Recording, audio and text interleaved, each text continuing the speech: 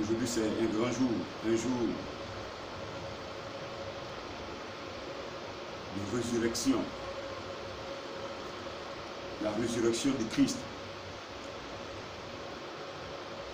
Et voici que la situation mondiale fait que nous sommes restés à la maison. Le peuple de Dieu est resté à la maison, tout le monde. Et donc ce matin, l'Esprit de Dieu m'a mis à cœur de vous entretenir depuis vos maisons pour que vous puissiez recevoir la parole de Dieu. Que le Seigneur bénisse ce matin et que toute sa gloire se repose sur ta vie. Nous allons, avant de commencer, fermer les yeux. La Bible dit celui qui bâtit sans l'Éternel bâtit en vain.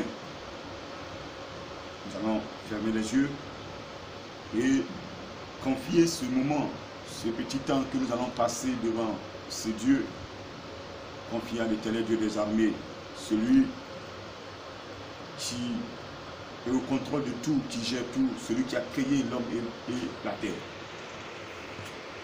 Prie avec moi. Père, ce matin nous te bénissons, nous te disons merci de nous avoir permis de voir ce jour. Pas parce que nous sommes mieux que ceux, même hier, à 0 heure, certaines personnes ont rendu là. Elles n'ont pas eu la grâce de vivre aujourd'hui, de voir ce jour. Tu m'as fait grâce. Je te dis merci, je bénis ton nom, je glorifie ton Saint-Nom.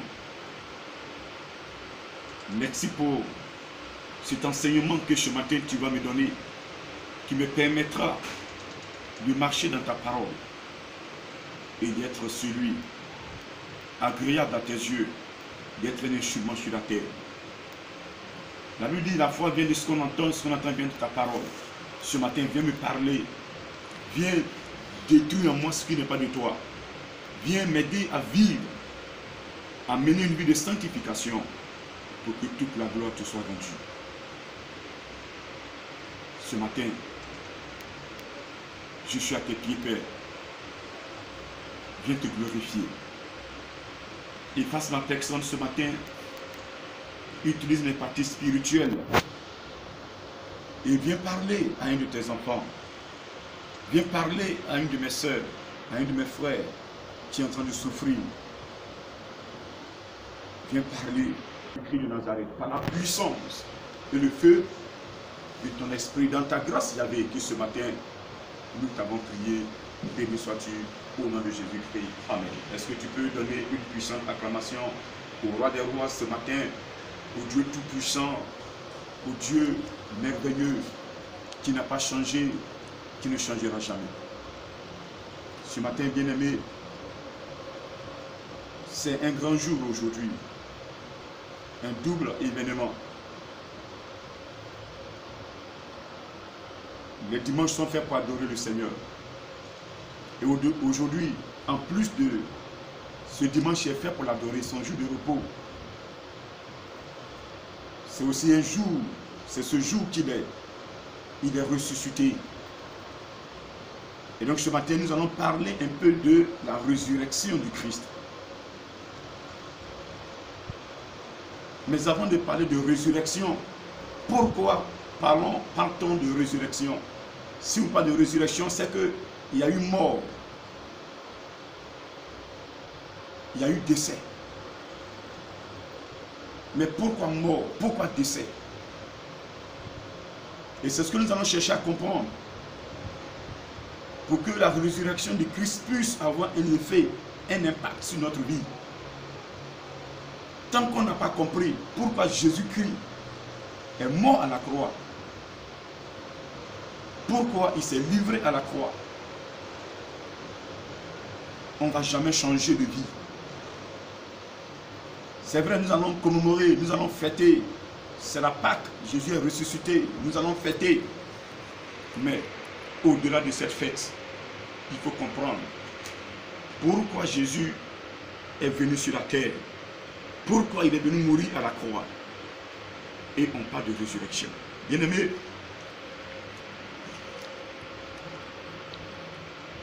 nous allons dans la genèse de l'histoire. Qu'est-ce qui s'est passé? Lorsque nous prenons la parole de Dieu dans Joël 2, verset 28, Dieu dit ceci: après cela, je répandrai mon esprit sur toute chair. Vos fils et vos filles prophétiseront. Vos jeunes gens auront des visions. Vos vieillards auront des songes. Même sur mes serviteurs et sur mes servants, ce jour-là, je répandrai mon esprit et ils prophétiseront. L'élément qui nous intéresse ici, c'est après cela. Après cela, pourquoi Dieu, Yahvé, créateur du ciel et de la terre, dit après cela? Après quoi? Cela, c'est une parenthèse. La vie du Christ sur la terre, sa naissance, sa vie, sa mort et sa résurrection. Après la résurrection du Christ, 40 jours, il va monter. Et 10 jours après sa montée, l'Esprit va descendre. L'Esprit qui est promis par Yahvé va descendre. C'est ce qu'on appelle la Pentecôte. Et donc ce matin, Yahvé dit, après cela, je répandrai mon esprit. Parce que Yahvé a constaté que sans son esprit, l'homme ne peut pas tenir, l'homme ne peut pas vivre. L'homme ne peut pas réussir, l'homme ne peut pas être dompté d'une foi inébranlable.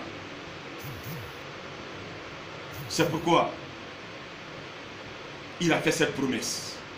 Mais il attendait quelque chose. Et c'est ce qu'il attend qui s'est passé. Alors bien aimé, lorsque nous parcourons le livre de Genèse 1, verset 26 à 28, Dieu a dit: faisons l'homme à notre image, selon notre ressemblance, et qui domine sur les poissons de la mer, sur les oiseaux du ciel, sur le bétail, sur toute la terre, et sur tous les reptiles qui rampent sur la terre. Dieu a créé l'homme à son image. On retient cela. Tu retiens avec moi que Dieu t'a créé à son image. Donc sur la terre, tu conviens avec moi que tu es, et je suis image de Dieu. Nous sommes image de Dieu. Tel Dieu est, tel nous sommes. Amen. Au verset 28, Dieu les bénit. Et Dieu leur dit: soyez féconds, multipliez, remplissez la terre, et l'assujettissez, et dominez sur les poissons de la mer, sur les oiseaux du ciel, sur tout animal qui se meut sur la terre. Donc Dieu nous a bénis sur la terre. Il nous a bénis. Dieu nous a créés. Il nous a bénis. Alléluia. Et donc il t'a créé, il t'a béni. Il m'a créé, il m'a béni. Et voici qu'il va nous mettre, nous placer dans un jardin. Mais il va créer le jardin. Il va, dans ce jardin, il va créer des arbres fruitiers qui serviront de qui nous serviront de nourriture. L'homme n'avait pas d'effort à faire. Et ça c'est Genèse 2, verset 8-9. L'Éternel Dieu planta un jardin en Éden du côté de l'Orient, et il y mit l'homme qu'il avait formé. L'Éternel Dieu fit pousser du sol des arbres de toute espèce agréables à voir et bons à manger, et l'arbre de la vie au milieu du jardin, et l'arbre de la connaissance du bien et du mal. Donc Dieu a mis dans ce jardin beaucoup d'arbres fruitiers. Mais ce matin, il y a deux arbres qui vont attirer notre attention. Il s'agit de l'arbre de la connaissance du bien et du mal et de l'arbre de la vie.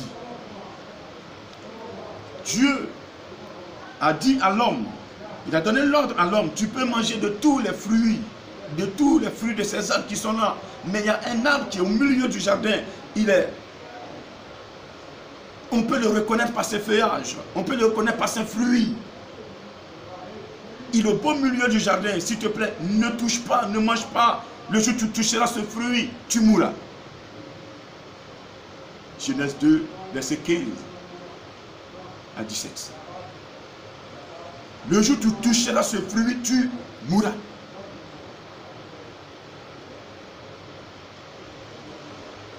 L'homme était dans le jardin, c'est pour être cultivé et être gardé. Dieu, chaque soir, il descendait et il parlait à l'homme.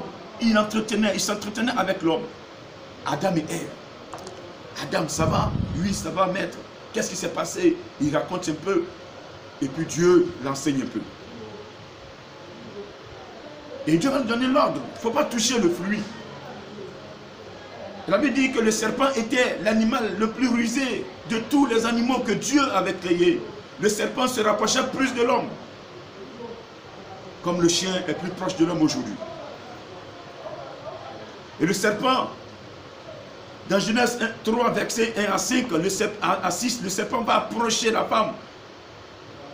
Le serpent va séduire la femme. Comme aujourd'hui, le diable a séduit beaucoup de pasteurs. Le diable a séduit beaucoup d'enfants de Dieu. Le diable a détourné les enfants de Dieu. Le diable, tu reprends le serpent, est venu séduire la femme. Il est venu dire à la femme que si tu manges de ce fruit, tu ne mourras point. Tu seras comme des dieux. Tes yeux vont s'ouvrir. Et la femme, étant orgueilleuse, voulant devenir Dieu, va prendre le fruit interdit et va manger.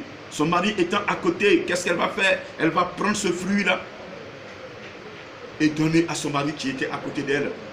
Et lui aussi, il va manger. Les deux viennent de désobéir à la parole. Alors Dieu a dit, le jour où vous allez toucher de ce fruit, vous allez mourir. Les deux ont désobéi, ils ont touché le fruit, ils en ont mangé. Ça veut dire qu'ils ont attiré la mort dans leur vie. Ils n'ont pas eu peur de la mort. Et cette mort dont Dieu parlait en ce temps-là, elle est sur deux formes. Elle est toujours sur deux formes jusqu'à présent. Il y a une forme physique et il y a une forme spirituelle. La forme spirituelle de cette mort, c'est que tu vis, mais tu n'as pas la paix du cœur. Tu marches, tu parles, mais tu n'as pas la joie de vivre. Peut-être que tu es lié par une maladie. Peut-être que tu es rejeté par ta famille. Il y a une situation que tu vis, tu t'es promené. Tu t'es promené chez les féticheurs, chez les marabouts, chez les guérisseurs. Tu as utilisé tout le spirituel du monde. Tu es venu en Jésus-Christ. Jusqu'à présent, tu n'as pas gain de cause. C'est une mort spirituelle.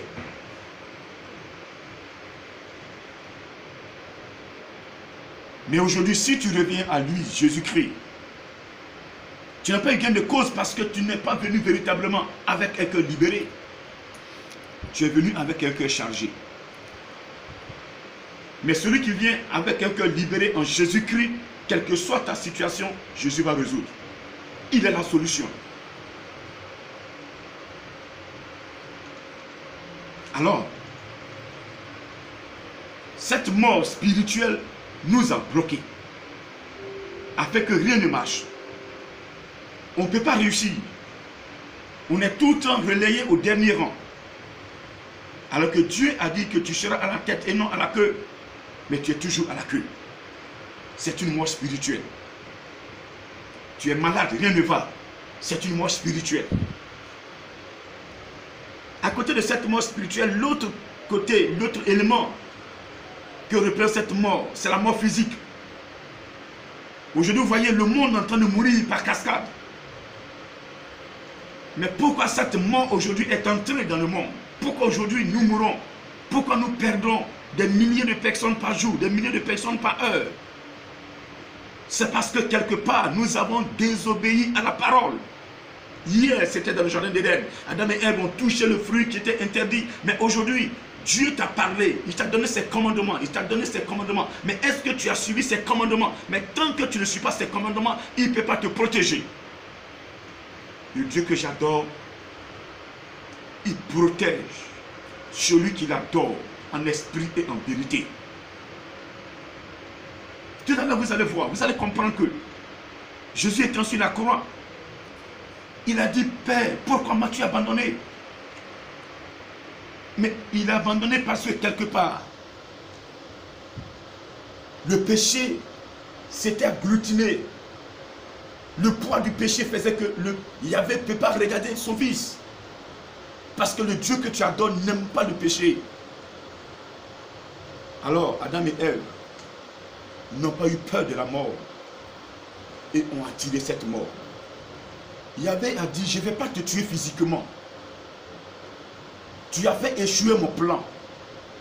Comme aujourd'hui, beaucoup de pasteurs ont fait échouer le plan de Dieu. Beaucoup de serviteurs de Dieu ont fait échouer le plan de Dieu. Toi qui me suis, tu sais de quoi je parle. Beaucoup de serviteurs, beaucoup d'enfants de Dieu, ils reçoivent les messages, Dieu leur parle et ils font le contraire. Ils ne veulent pas suivre le plan de Dieu pour que Dieu se glorifie. Mais Dieu n'a qu'à utiliser qui pour se glorifier sur la terre? Tu es son image. Tel il est, tel tu es. Alléluia. Et donc Dieu n'a pas tué l'homme physiquement. Lorsque Adam et Ève ont touché le fruit, leurs yeux vont s'ouvrir. Et ils vont comprendre qu'ils sont nus. Ils sont nus. Alors, ils vont chercher à se cacher. Ils ont pris des feuilles, ils se sont couverts. Et ils vont aller se cacher quelque part. Mais est-ce que l'homme peut se cacher devant la face de l'Éternel? Je dis non. Quel que soit ce que tu es, quel que soit où tu seras, lui, Dieu, il connaît ta position. Autant revenir dans lui, par une repentance, pour que lui, il puisse te pardonner et que tu reviennes à la surface. Te cacher n'est pas la solution. La peur ne vient pas de Dieu. Quand ils ont fini de désobéir, la peur est entrée. Mon frère, quand la peur entre en toi, c'est que Dieu est absent. Écoute-moi bien ce matin. Lorsque la peur entre en toi, c'est que Dieu est absent. Toi qui me suis, je dis écoute-moi bien. Lorsque la peur entre en toi, c'est que ton Dieu est absent.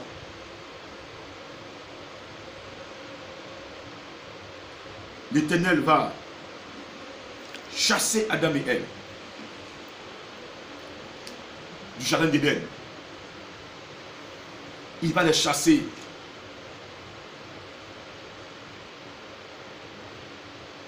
Il va, avant de les chasser, il va couvrir leur péché. Il va tuer un animal. Et l'animal qu'il a tué dans le jardin d'Éden, c'est le mouton. C'est pourquoi beaucoup de personnes utilisent le mouton pour faire des sacrifices. Il a tué le mouton et il a pris la peau avec le sang. Il a protégé Adam et Ève. Il les a couverts. Il a couvert le péché qui était créé. Et il les a fait sortir de son jardin. Pour ne pas que ils puissent contaminer. Parce que le péché contamine. Il va les chasser. Adam et Ève. Alléluia. Il les a couverts. Et il va les chasser du jardin. Il va les chasser de sa face. Il les a ramenés dans la poussière où il les a tirés. Sans leur avoir donné des sentences, des jugements. Le serpent a eu sa sentence. L'homme a eu sa sentence. La femme aussi a eu sa sentence. Pour avoir désobéi, pour avoir composé contre lui l'Éternel. L'homme doit souffrir pour manger. La femme, ses accouchements seront difficiles. Et le serpent va la mordre par le talon. Le serpent aussi sera, il va commencer à ramper, manger la poussière. Sinon avant, le serpent était un animal qui avait les 4 pattes, qui marchait correctement. Mais quand Dieu l'a maudit, il a commencé à ramper. Que Dieu te bénisse ce matin. Dieu a chassé Adam et Ève de son plan. Et il a tué un animal pour couvrir le péché d'Adam et Ève. C'est pourquoi chaque année, Abraham faisait des holocaustes. Il prenait un agneau, il partait sacrifier pour atténuer la colère de l'Éternel, pour endoucir la colère de l'Éternel. C'est ce qu'il faisait. Jusqu'à un jour où l'Éternel dit, mais il faut que je finisse avec cette histoire. Je vais tester Abraham en demandant son fils unique. Et Abraham, je vais demander Isaac en sacrifice cette année-là.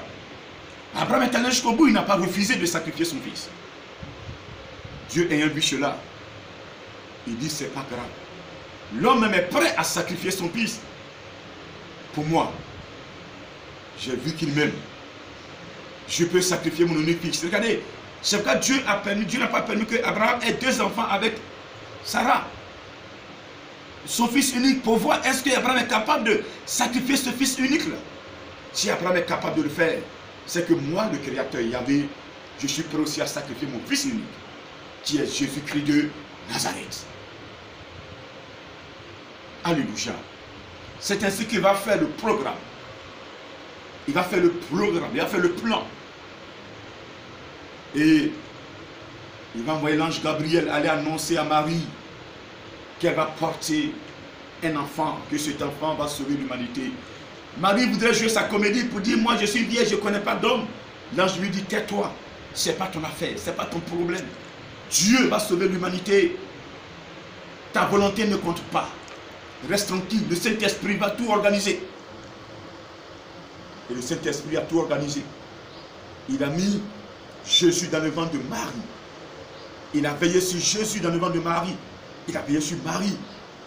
Il a veillé autour de Marie. Il a veillé sur son foyer pour ne pas qu'il ait des tumultes. Et tout s'est bien passé. Et Jésus est né. Il a vécu pendant 33 ans. 33e année. À partir de 30 ans déjà, il va commencer son ministère. Et 3 ans et demi, le ministère, Dieu a vu que ce ministère est assis. Et il va faire un dernier repas avec ses disciples. Il va faire une dernière Pâque avec ses disciples. Mais avant, il savait que son heure était arrivée. Et cette heure s'approchait. Vous allez voir, nous allons maintenant dans Matthieu. Et vous allez voir Matthieu 26 à partir du verset 1 à 5. La Bible va nous parler d'un complot. Un complot que les sacrificateurs vont mener contre Jésus-Christ de Nazareth. Et dans ce complot, il y a des personnes qui vont initier et il y a un instrument qu'ils vont utiliser. Et cet instrument était à côté de Jésus-Christ de Nazareth. Alléluia.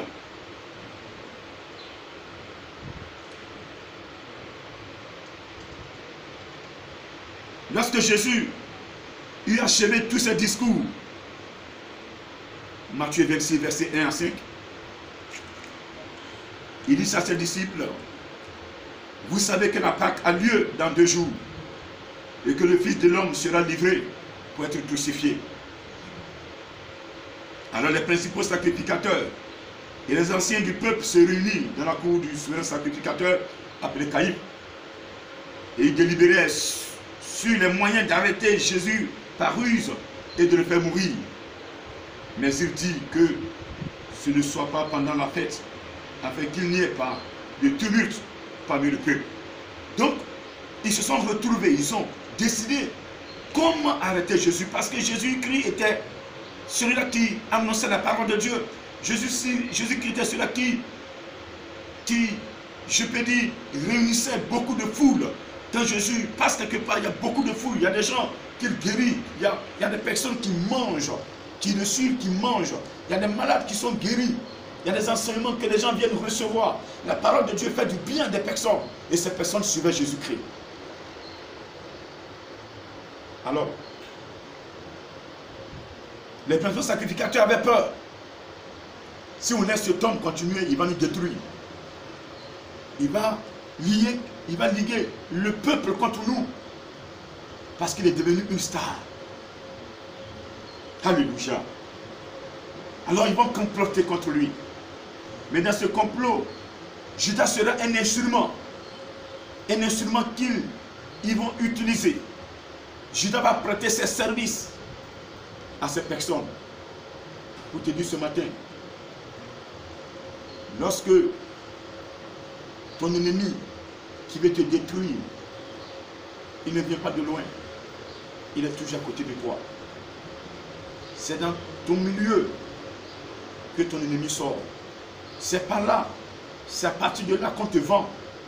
Parce que c'est ton ennemi, c'est ton milieu qui connaît mieux tes secrets. Et il va livrer dehors. Comme Judas a livré le secret de Jésus aux principaux sacrificateurs. Mais Jésus savait que Judas était en train de le livrer. C'est pourquoi, au cours du dernier repas qu'il va avoir avec ses disciples, dans le livre de Matthieu 26, verset 17 à 25, lorsque nous commençons par le verset 19, les disciples firent ce que Jésus leur avait ordonné et ils préparaient la Pâque. Le soir étant venu, il se mit à table avec les 12.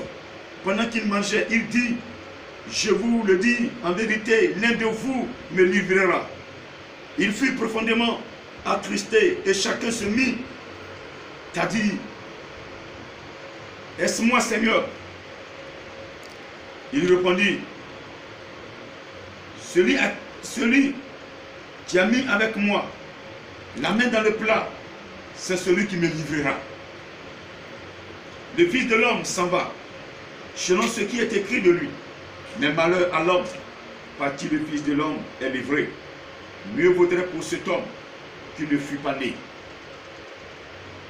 Judas, qui le livrait, prit la parole et dit, est-ce moi, Rabbi? Jésus lui répondit, tu l'as dit. Amen.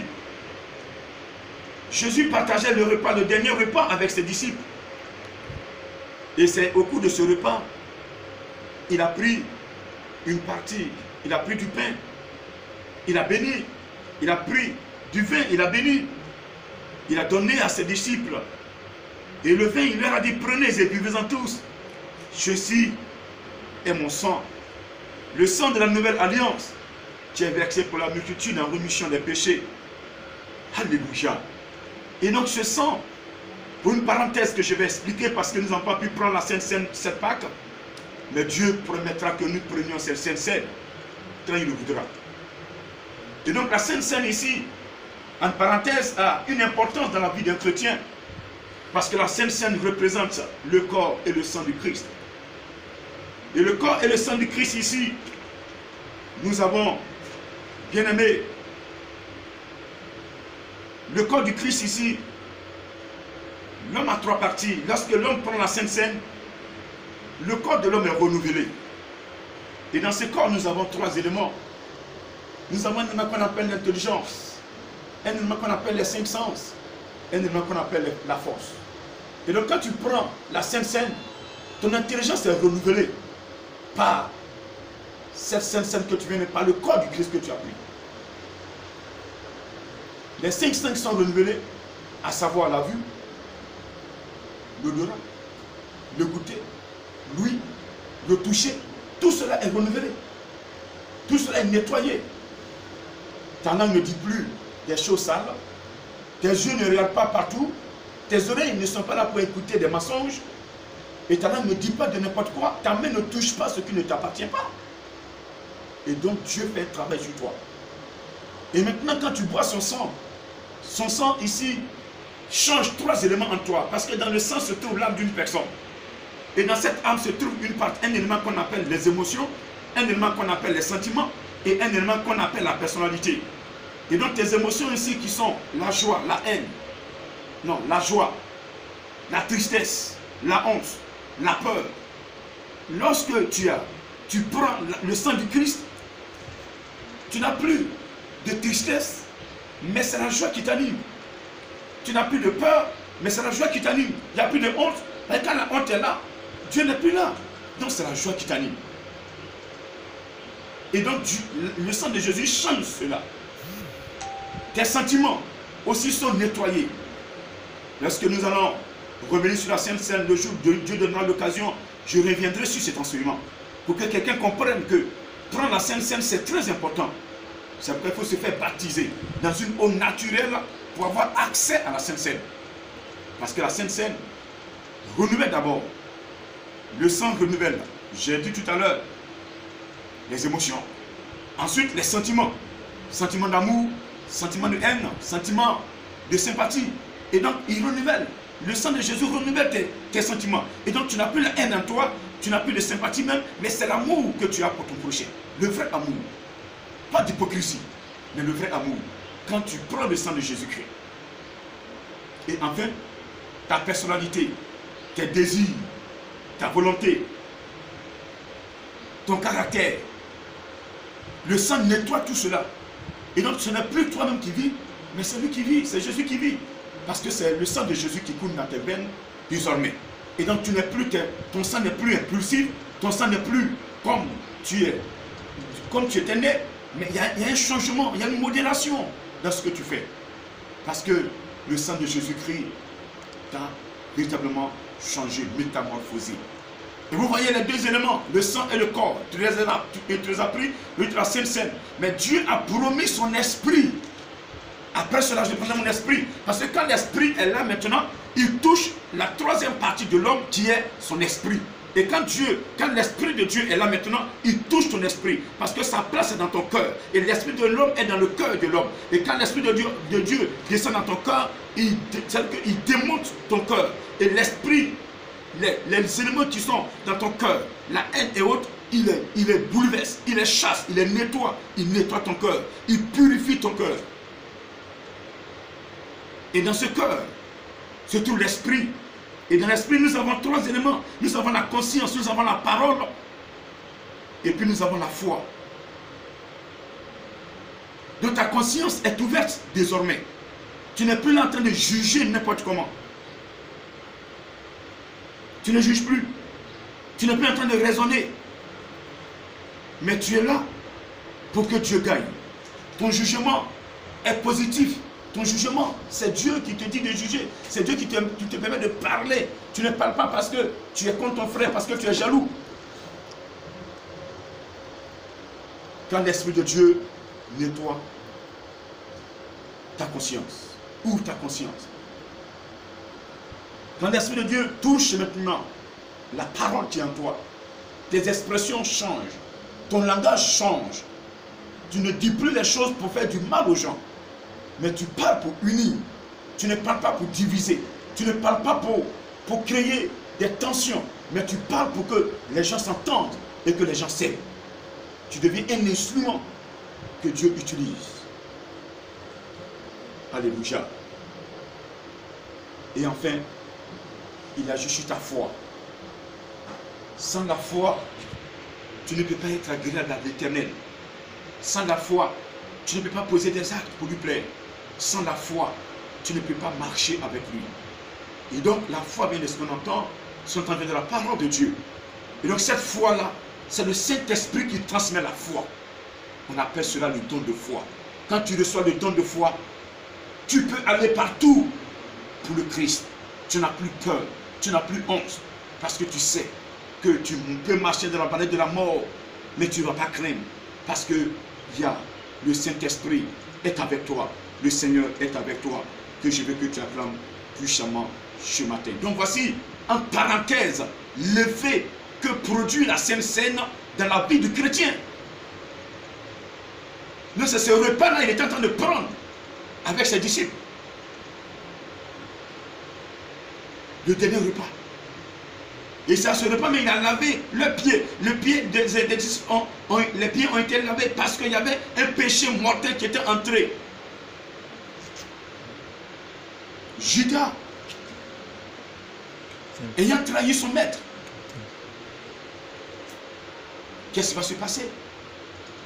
Jésus est obligé de laver les pieds des autres disciples pour ne pas qu'ils soient contaminés. Mon frère, ma soeur, si tu as ton frère, si tu as ta femme, tu as ton mari qui court derrière les péticheurs, il va te contaminer. Ou tu choisis Jésus, ou tu es dans le camp des péticheurs. Jésus ne partage pas sa gloire. Amen. Je dis Amen. Gloire à Dieu. Et donc, à ce repas, il va laver les pieds de ses disciples pour les purifier de ce que Judas a composé, qui était autour d'eux, parce qu'ils étaient ensemble.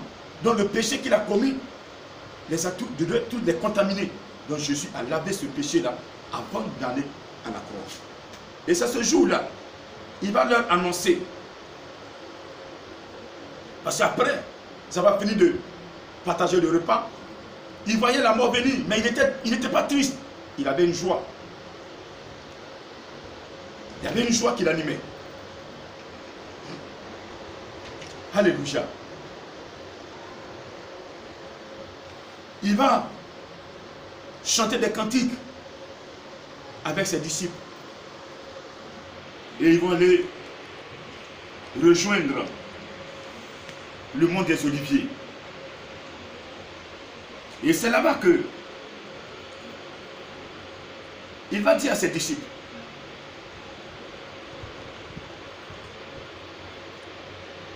ce qui va lui arriver. Cette nuit, je serai pour vous une occasion de chute. C'était à Gethsémani. Le berger sera frappé et vous, les moutons, vous serez dispersés. Pierre va dire non, je ne serai pas. Moi, si Jean-Jacques, André, Philippe, eux, ils s'enfuient, mais moi, quel que soit ce qui va arriver, je suis avec toi, maître. Jamais je vais te trahir, jamais je vais t'abandonner.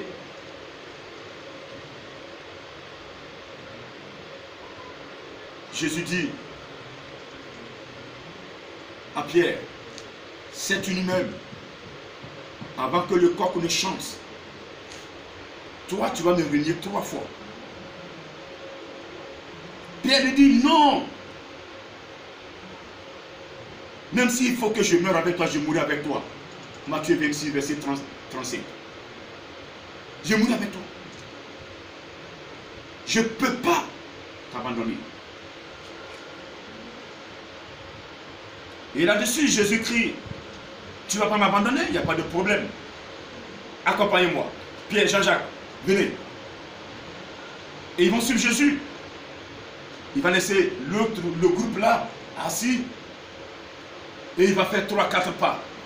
Il dit, bon, asseyez-vous là, il fait 4 pas, et 3 pas. Il passe contre terre. Il va commencer à prier parce qu'il voyait la mort venir. Il voyait le danger venir. Il voyait comment il va mourir. Qui va l'arrêter? Il voyait tout cela. En ce moment, il dit, bon, Pierre, Jean-Jacques, soutenez-moi en prière. Il va 1 heure de temps. Père, est-ce que cette coupe que je vois venir, est-ce qu'il est capable? Est-ce que tu peux faire reculer un peu cette coupe? Est-ce que c'est le temps que tu as indiqué? Est-ce que c'est le moment que tu as indiqué? Père, est-ce que cette coupe que je suis en train de voir, est-ce que tu peux la reculer un peu, s'il te plaît? Pas selon ma volonté. Fais-le selon ta volonté si tu veux. Mais moi, je voulais te demander si c'est le moment. Parce que Jésus-Christ était attristé. Son âme était triste jusqu'à la mort. La sueur descendait sur lui parce qu'il voyait le danger. Le péché se rapprochait. Les ténèbres se rapprochaient. Alléluia. Il revient, il trouve ses disciples, les 3 disciples. Les yeux étaient lourds. Il ne pouvait pas ouvrir les yeux. Une deuxième fois, il repart, il revient encore. Ils sont en train de somnoler. La 3e fois, il est revenu. Il les a trouvés endormis. Il leur dit, veillez et priez Il ne faut pas que vous tombiez dans la tentation. Si tu ne pries pas assez, tu seras tenté et tu vas tomber dedans. Même si tu pries, tu seras tenté. Mais si tu pries assez, si tu es content dans la parole de Dieu, la tentation ne peut pas t'emporter. Parce que la prière va t'aider. Mais celui qui n'est pas content de la Bible, il ne prie pas, mais les idées lui viennent dans la tête. Et il croit qu'il a raison. Dis amen ce matin. Dis encore amen ce matin. Alléluia. Est-ce que tu peux puissamment l'acclamer? Alléluia. Il est trouve endormi. Mais cette fois-ci, son père lui dit, c'est moi. Tu veux que cette coupe soit reculée? Non, l'heure est arrivée. Nous devons mettre fin à ce débat. Nous devons mettre fin à ce combat. Le combat a trop duré. L'homme est en train de s'éloigner de mon plan. L'homme s'est éloigné de mon plan. Il y a un fossé entre l'homme et moi. Il faut faire ce pont-là. Il faut servir de pont entre l'homme et moi. Passe. Cette coupe, tu dois la boire. Tu dois la boire, mon fils. Tu dois la boire. Je suis avec toi. Il dit que ta volonté soit faite. Il est venu prendre ses disciples. Vous dormez, réveillez-vous. Celui qui m'arrête, celui qui veut m'arrêter, celui qui doit m'arrêter est là. Il est là, il le voit, il est là devant lui. Il voyait Judas venir comme les disciples, le peuple de Dieu au bord de la mer Rouge. Voyait Pharaon et son équipe venir les détruire. Où ils étaient angoissés, certains même avaient déjà abandonné leur foi. Ils étaient prêts à aller demander pardon à Pharaon. Jésus voyait ce danger. Jésus voyait celui qui venait l'arrêter. Il dit, voici, je les vois venir. Ils sont mes tous. Ils sont à côté. L'heure est arrivée. Ils sont déjà là. Alléluia. Comme il parlait encore, Matthieu 26, verset 47. L'un des 12 arriva. Et avec lui une foule nombreuse, armée d'épées et de bâtons. Judas est venu avec son équipe. Le traître est venu. Comme dans l'église, il y a des Judas. Vous voyez, je retourne un peu lorsque Jésus-Christ a dit, je serai livré par un d'entre vous. Mais regardez, Judas même s'est posé la question, est-ce moi? Parce que regarde, tu peux poser des actes dans l'église, toucher les enfants de Dieu, détruire les enfants de Dieu, comme Saul le faisait. Mais il ne savait pas qu'il détruisait, c'est Dieu qui combattait. Non, il y a des choses que tu fais dans l'église. Tu détruis l'œuvre de Dieu. Mais tu ne sais pas que tu détruis l'œuvre de Dieu. Tu crois que tu as raison. Mais ce que tu fais là, mets ce que tu fais à côté de la parole de Dieu. Et tu verras que tu as tort. Tu m'entends ce matin? Ce message c'est pour toi. Toi tu crois que dans l'église, c'est toi qui es. Tout le temps les gens critiquent, tout le temps les gens insultent. Tout le temps les gens mettent dans le fauteuil. Ça dépend de ce que tu fais. Alléluia. Je dis alléluia. Alors Judas est venu avec son armée pour arrêter le Christ. Il avait dit à ceux qui l'accompagnaient que lorsque je vais arriver sur les lieux, celui que je vais embrasser, c'est lui qui est Jésus là. Parce que Jésus-Christ, quand tu le voyais, il n'y avait pas de grande différence entre lui et ses disciples. Il ne se faisait pas voir. Il était humble. Pas comme aujourd'hui. C'est un serviteur de Dieu. Ils font la différence entre eux-mêmes et leurs pasteurs. Ce qu'ils ont touché même là. Les pasteurs ne doivent pas toucher. Même pour rentrer dans le temple, ils ont leur entrée. Là où ils passent pour rentrer, le pasteur ne doit pas passer là-bas. C'est réservé qu'à eux. Il y a des personnes comme ça, il y a des servants, il y a des serviteurs de Dieu comme ça. Quand dans leur maison, ils ont leur verre et qu'un de leurs pasteurs touche, il va casser. Parce que eux là, ils sont au-dessus de Dieu. Ça, c'est pas serviteur de Dieu. Tu m'entends ce matin? Alors Judas va l'embrasser. Et Judas, quand il a fini de l'embrasser, Jésus lui dit, c'est avec un baiser que tu livres ton maître. Il a même appelé Rabbi. Ton maître, tu le livres. Il a livré Jésus-Christ. Et voici les éléments de garde qui vont venir chercher à arrêter Jésus. Et dans le mouvement, Pierre va se mettre en colère. il va sortir une épée et arracher l'oreille d'un des éléments de garde. Cet élément s'appelait Marcus. Et Jésus sur place, il va dire, Pierre, arrange ton épée, car celui qui vit par l'épée périra par l'épée. Arrange ton épée, s'il te plaît. Est-ce que tu crois que je ne peux pas crier, donner une claquette, et mon Père va faire descendre une légion d'anges? Je n'ai pas besoin de légion d'anges. Je n'ai pas besoin de ça.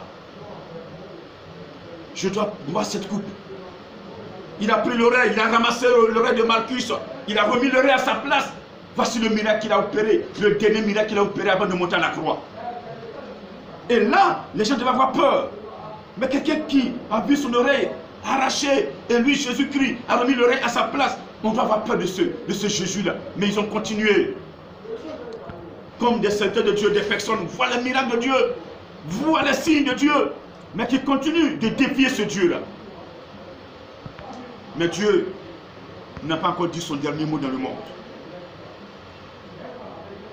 Ceux qui sont encore dans le mal, ce matin, il me donne le message de vous demander de vivre la sanctification. C'est vrai, nous sommes dans la Pâque.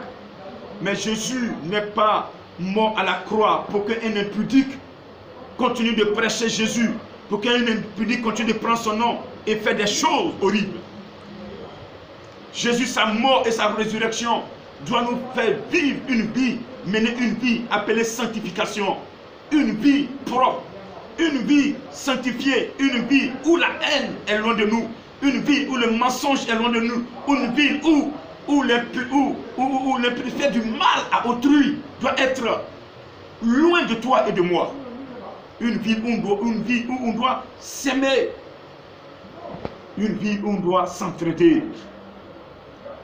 Aujourd'hui, ce qui arrive dans le monde, c'est d'autres personnes qui soignent l'autre.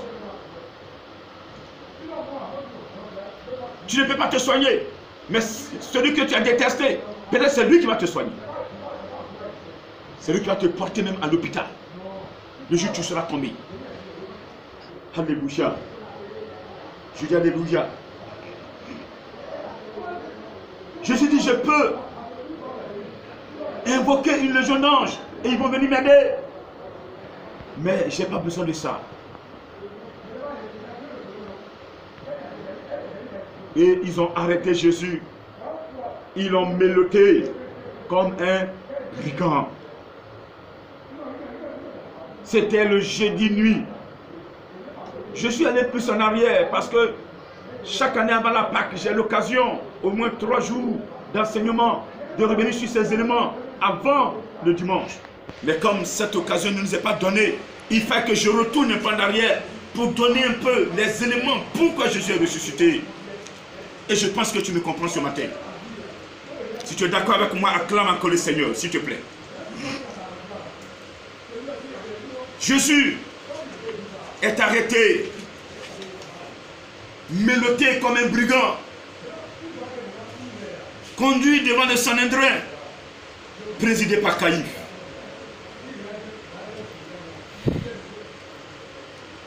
Ceux qui l'avaient saisi vont l'emmener chez le souverain sacrificateur Caïphe, où les scribes et les anciens étaient assemblés. Matthieu 26, verset 57. Les principaux sacrificateurs et tout le Sanhédrin cherchaient quelques faux témoignages contre Jésus. Ils cherchaient des faux témoignages pour le faire mourir.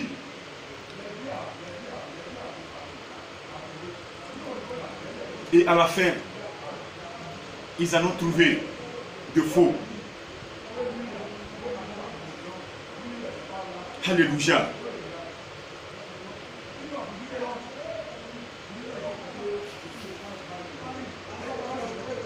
Et pendant qu'ils étaient en train de juger, chercher de faux témoins pour le condamner, Pierre suivait les pas de Jésus. Pierre était à côté. Pierre a suivi Jésus-Christ. Il a vu Jésus assis là-bas. Et il faisait tellement froid. Au dehors, il ne peut pas rentrer dans la salle où Jésus était jugé. Et donc, il était au dehors. Il y avait un feu qui était fait. Et il était à côté de ce feu-là. Et voici une femme, une servante, va regarder Pierre. Et il dit, mais Pierre, toi, tu fais pas de l'équipe de cet homme qui est là-bas, qui est en train de te juger. Pierre va nier. Je ne sais pas ce que tu me dis. Je ne sais pas ce que tu me dis. Ça veut dire que je n'entends même pas ce que tu dis là. Il n'y a pas de réseau, je n'entends pas. Je ne sais pas. Alors qu'il a bien compris.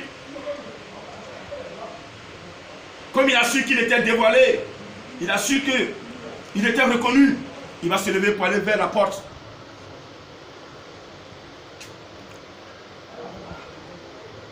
Et il y a une servante encore qui va dire, mais toi, celui-ci, toi, tu étais avec lui. Tu étais avec ce monsieur. Il n'y a de nouveau, avec serment. Non. Cet homme-là, regardez comment il est là-bas. Frère, comme ça, je ne le connais pas. Je ne connais pas, je ne suis même pas même, je ne suis même pas. Pardonnez, je ne suis pas. Il va sermenter.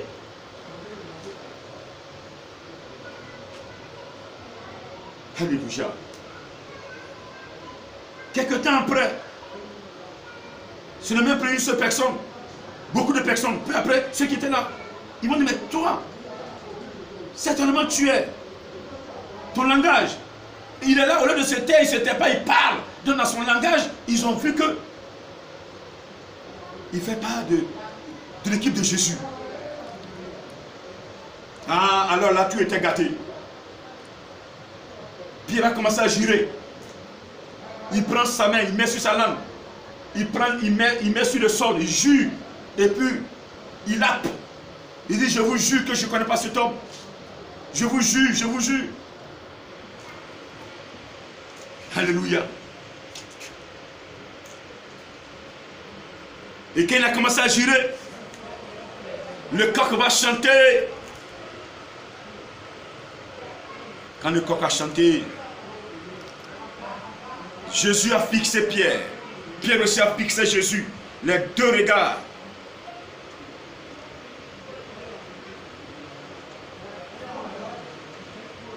Et Pierre s'est rappelé de ce que Jésus lui a dit. Il a commencé à pleurer. Il allait derrière. Il est sorti de la cour. Il a commencé à pleurer. Demander pardon, Seigneur. Pierre a renié Jésus parce que là, le Saint-Esprit, la troisième partie, c'est vrai, il a mangé avec Jésus-Christ. Il a bu avec lui. Il a bu son sang, il a mangé son corps. Mais il restait, pour qu'il soit équilibré, il restait le Saint-Esprit pour qu'il soit équilibré. Mon frère, tu es baptisé d'eau, tu prends la Sainte Seine peut-être, mais sans le Saint-Esprit, tu seras toujours déséquilibré dans ton spirituel.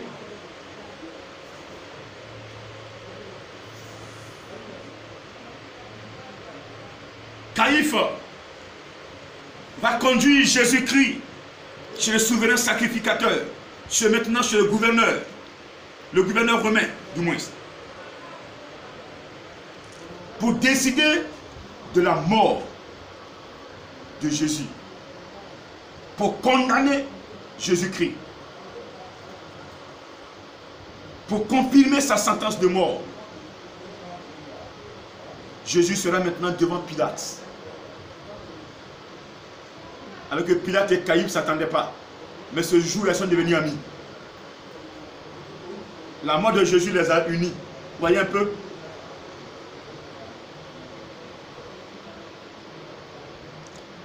Le gouverneur va poser des questions à Jésus-Christ pour comprendre réellement pourquoi on l'accuse. Mais tout était vide. Le dossier de Jésus était vide. Il n'y avait rien qui puisse l'accuser. Le gouverneur a reconnu cela. Il dit, mais il n'y a rien qui puisse accuser cet homme. Matthieu 27 à partir du verset 11. Il n'y a rien qui puisse accuser cet homme. Je vais le flageller et le libérer. Non. La foule a commencé à crier. Non, non. À mort, à mort, à mort, à mort. La femme du gouverneur même. La nuit où Jésus fut arrêté, s'il vous plaît, le jeudi nuit. Elle n'a pas pu dormir. Elle a vu en songe Jésus-Christ. Et son mari était en train de parler. Et elle va donner cet enseignement à son mari pour dire, tu n'as rien avec cet homme. Cet homme n'a rien qu'on puisse le condamner. Alors, le gouverneur va prendre de l'eau, va se laver la main et il va prononcer cette parole. Je suis innocent du sang de ce juste. Mais avant d'arriver là, Judas qui l'a trahi, qui l'a vendu à cause de 13 pièces d'argent, 30 pièces, lui aussi, il allait revoir les sacrificateurs pour dire, j'ai vendu le sang innocent. Il a jeté l'argent. Il dit, je ne prends pas l'argent là. Mais c'est déjà fait. Il allait se pendre. Il allait se pendre. Le gouverneur s'est lavé la main. Et le peuple a dit, on s'en fout que le sang de Jésus retombe sur nous et sur nos enfants. Nous sommes fiers de le voir mourir. Tellement ils en voulaient à Jésus. Mon frère, ma soeur, peut-être de ta position, quelqu'un t'en veut à mort. Parce qu'il est jaloux de toi. Parce que tu fais des choses, cette personne est troublée. Elle t'en veut à mort. Elle a utilisé tous les moyens. Mais regardez, ce complot qui a eu lieu contre Jésus-Christ, c'est pour précipiter les choses, s'il te plaît. En réalité, Jésus est venu sur la terre, pas pour vivre éternellement sur la terre. C'est pour un passage, c'est un passage. C'est pour rétablir le pont entre nous et Yahvé. C'est pour détruire le péché qui était dans le jardin d'Éden. C'est pour racheter l'humanité. Mais les gens vont précipiter, comme aujourd'hui ceux qui complotent contre toi. Laisse-moi te dire qu'ils sont en train de précipiter ta bénédiction, sont en train de précipiter ta grâce ce matin. Alléluia. On s'en fout que son sang retombe sur nous. Le sang de Jésus retombait sur toi. Il y a des conséquences. Celui qui est dans la sanctification ce matin, ne crains rien. N'aie pas peur. Tu marcheras dans l'ombre de la mort. Tu ne craindras rien. Parce que le Seigneur va te protéger. Il va te protéger à ton départ. Il va te protéger à ton arrivée. Il va te protéger pendant ton déplacement. Tout ce que tu vas faire, il sera dedans. Parce que tu réjouis son cœur. Il veut ce matin que quelqu'un réjouisse son cœur à partir de cette commémoration et que tu réjouisses son cœur par une nouvelle vie que tu vas mener, par l'abandon du péché. Amen.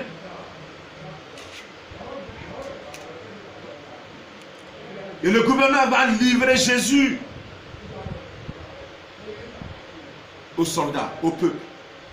J'ai fini avec lui, prenez-le. Mais je suis innocent de son sang. Ce matin, celui qui est dans la sanctification, le sang de Jésus sera sur toi et sur ta famille. Dis Amen s'il te plaît. Celui qui craint Jésus-Christ de Nazareth, qui craint Yahvé, qui n'est pas dans le péché. Vous voyez, je parle du péché. Parce que c'est le péché qui fait que nous perdons notre grâce. C'est le péché qui fait que la mort nous frappe. C'est le péché qui fait que nous ne pouvons pas avoir la protection divine. Aujourd'hui, le monde, ce qui se passe, excusez-moi, mais nous avons tous péché. Nous sommes tous coupables. Si chacun avait nettoyé son cœur, Dieu allait le trouver juste. Et si Dieu avait trouvé juste et dit juste, si Dieu trouve juste, dit juste, la colère, même si Lucifer se lève, Dieu fera le combat. Il fera le combat. Lucifer n'est pas plus fort que ton Dieu. Lucifer n'est pas plus fort que ton Dieu. Le diable n'est pas plus puissant que ton Dieu. Malgré ce qu'il va créer, si tu es dans le plan de Dieu, Dieu va te défendre. Comme il a défendu Daniel.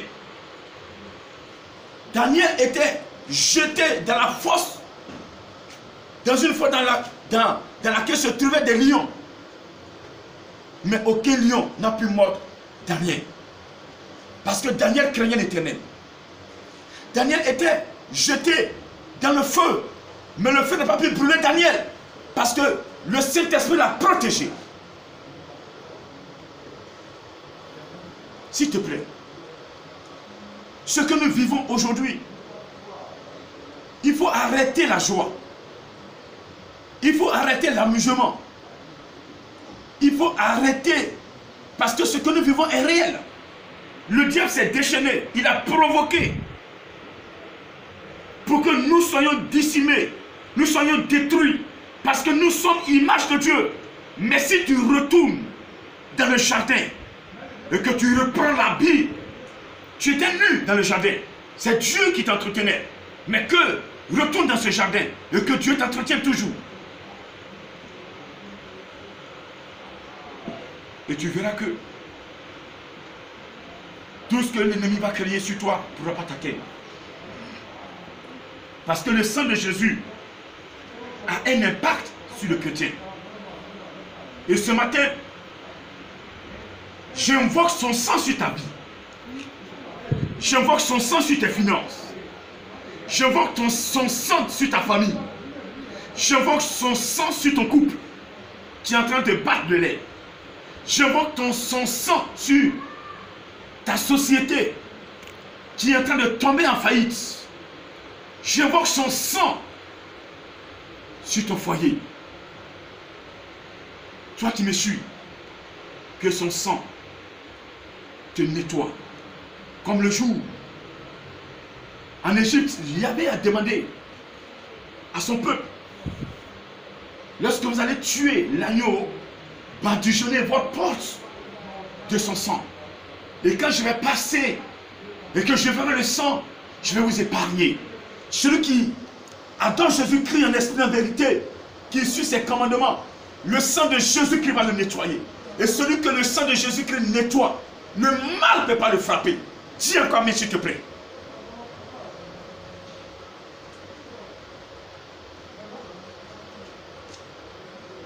Les soldats vont conduire Jésus-Christ. Ils vont se moquer de lui. Ils vont le chicoter, flageller, 39 coups, cracher sur lui, aller couper des épines, faire couronne, déposer sur sa tête, percer même la chair. Le sang va commencer à couler même sur sa tête. Il n'est même pas encore arrivé à Golgotha. Son dos est déchiré. Le sang coulait. Il n'est pas arrivé à Golgotha. Sa tête, les épines faisaient saigner celui qui est de Nazareth. On avait craché sur lui. Mais avant d'en arriver là, il fallait libérer Barabbas. Le peuple va demander à ce que le gouverneur libère Barabbas et qu'il emprisonne, il tue Jésus-Christ. Barabbas, en parenthèse, au temps de Jean-Baptiste, Jean-Baptiste prêchait contre Hérode, qui avait épousé la femme de son frère, Philippe, qui était vivant. Alors, cette conversation, cet enseignement n'a pas plu à Hérode et à sa femme. La femme va demander la tête de Jean-Baptiste. Mais avant que sa tête ne soit coupée, Jean-Baptiste va commencer à être violent sur Hérode un jour, au cours d'un passage. Et parce que les